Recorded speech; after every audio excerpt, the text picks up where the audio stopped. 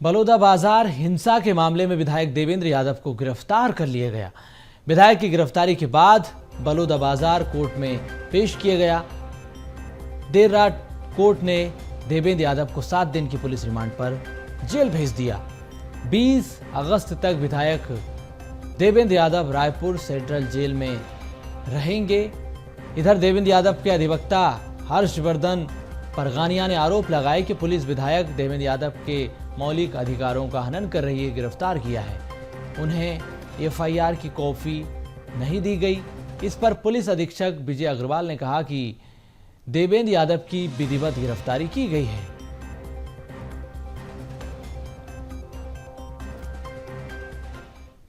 जो घटना बलौदा बाजार में हुई थी उसी परिप्रेक्ष्य में अपराध कायम हुआ था। अपराध विवेचना में जो साक्ष्य पाए गए थे उसी आधार पे विधायक श्री देवेंद्र यादव की गिरफ्तारी की गई है और माननीय न्यायालय के समक्ष प्रस्तुत किया गया था।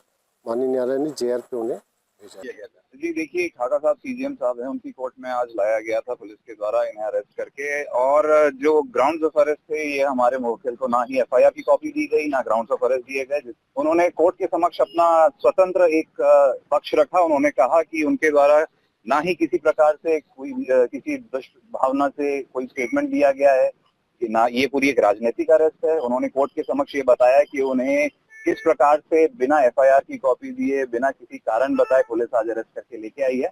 और न्यायालय ने भी उनके सारे चीजों को सुनने के बाद रिकॉर्ड करके जो पुलिस की दरख्वास्त थी कि उन्हें एक जुडिशियल रिमांड की जरूरत है, ना कि पुलिस रिमांड की। संवाददाता अविनाश हमारे साथ लगातार बने हुए हैं। अविनाश, बलौदा बाजार हिंसा के मामले में कांग्रेस के विधायक देवेंद्र यादव गिरफ्तार हो गए हैं। अब उनकी गिरफ्तारी पर सवाल उनके वकील उठा रहे हैं कि उनकी जो गिरफ्तारी हुई वो असंवैधानिक है, गलत तरीके से उन्हें गिरफ्तार किया गया। यहां तक कि एफआईआर की कॉपी तक नहीं दी गई।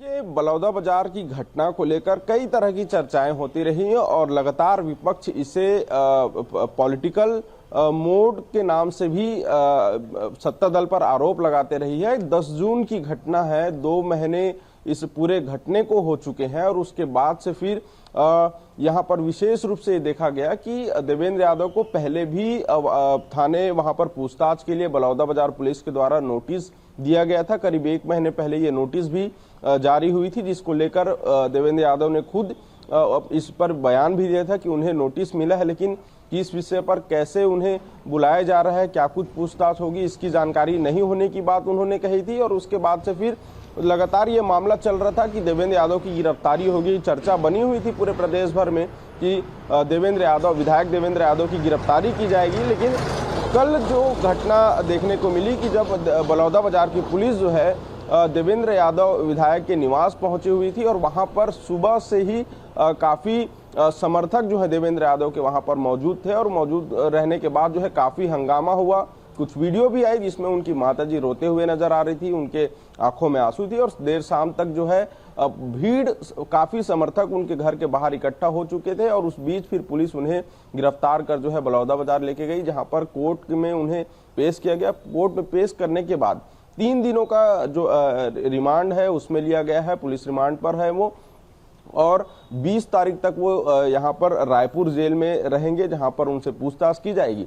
ये इन विषयों पर जो है अगर हम पॉलिटिकल एंगल से यदि हम बात करें तो कई तरह की राजनीतिक जो परिप्रेक्ष्य है वो सामने आ रहा है, क्योंकि लगातार बलौदा बाजार की घटना को लेकर भारतीय जनता पार्टी ये कहते हुए नजर आ रही थी कि कांग्रेस जो है, कांग्रेस के कई बड़े नेता उस घटना में शामिल थे और उस घटना को उग्र बनाने में कांग्रेस के नेताओं का हाथ है। इसमें सतनामी समाज के लोग जो हैं, जो कि विशेष रूप से जिनकी समस्या थी कि उनके धर्म स्थल को जो है वहां पर तोड़फोड़ किया गया है, आपत्तिजनक घटनाएं वहां पर हुई है और उसके बाद से वो आंदोलन कर रहे थे। लेकिन कांग्रेस नेताओं के पहुंचने की वजह से कांग्रेस के नेता वहां पर पहुंचे और इस आंदोलन को उग्र कर दिए। जबकि कांग्रेस के तमाम जो बड़े नेता हैं उनका कहना है कि एक जनप्रतिनिधि होने के नाते एक समाज को समर्थन पहुंचाने के लिए, उनके आंदोलन में शामिल होने के लिए जब उन्हें बुलाया गया था तो बतौर जनप्रतिनिधि होने के नाते वहां पर पहुंचे हुए थे। अब इस पर लगातार यह भी आरोप विपक्ष लगा रही है कि कांग्रेस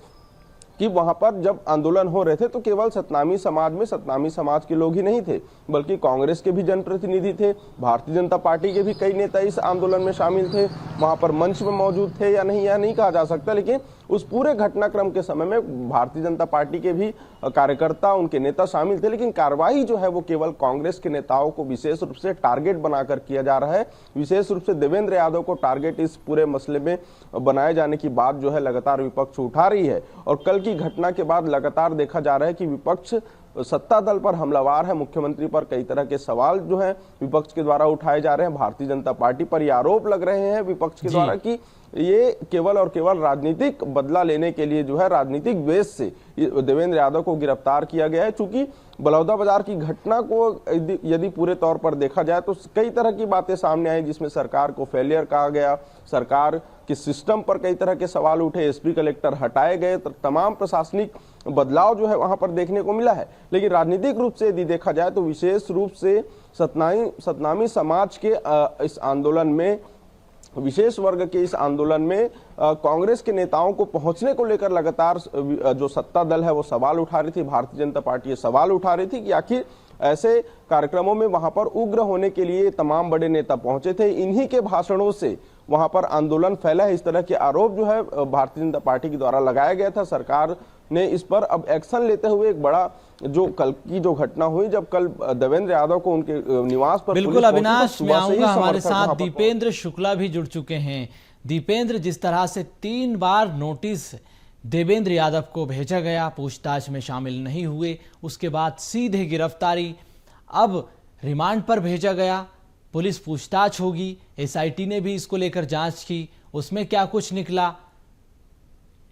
एसआईटी की जांच अभी भी चली रही है। उसी का नतीजा है कि लगातार जो लोगों की गिरफ्तारी हो रही है।